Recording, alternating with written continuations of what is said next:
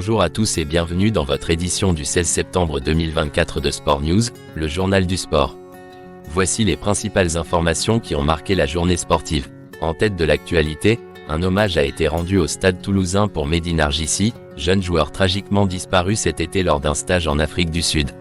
Ce dimanche, le stade Ernest Wallon a vibré au rythme des applaudissements d'un public ému, tandis que les familles et amis du rugbyman se sont unis pour honorer sa mémoire avant le match contre La Rochelle. Ce moment a témoigné du respect et de l'affection que la communauté sportive portait à Mehdi. Passons au football avec plusieurs nouvelles.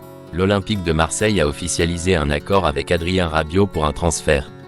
Le milieu de terrain doit passer sa visite médicale dans les jours à venir. Ce transfert, initialement difficile à imaginer, s'annonce comme un renfort pour l'OM, qui est désormais convaincu par le projet du club. Pendant ce temps, l'Olympique lyonnais a réalisé un match nul contre le Racing Club de Lens, malgré quelques occasions. Lyon éprouve des difficultés à trouver le chemin des filets, avec 3 matchs sans victoire. Concernant le tennis, Novak Djokovic a dévoilé son nouveau cap pour la fin de sa carrière.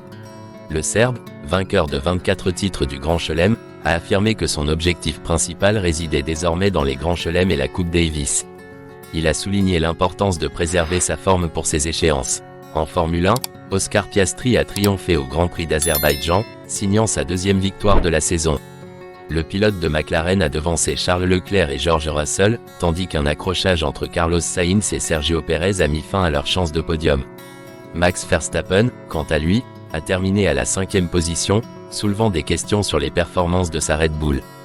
Dans le monde du basket, le Paris Saint-Germain handball a remporté une victoire contre Limoges, s'imposant 30-29. La rencontre a été marquée par le retour des Limougeaux, mais un dernier but a offert la victoire aux Parisiens. En rugby, le stade toulousain s'est imposé contre La Rochelle avec un score de 35-27. Ce match, rythmé par des essais, a démontré l'efficacité des Toulousains, qui se placent en tête du top 14.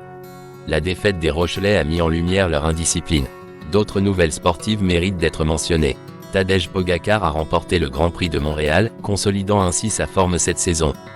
En golf, l'équipe américaine a remporté la Solheim Cup contre l'Europe, célébrant un retour en pleine puissance. L'équipe de France de la Coupe Davis a échoué à se qualifier pour le dernier tour.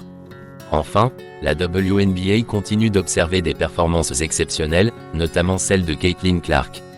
Merci d'avoir été avec nous aujourd'hui pour ce bulletin d'information sportive.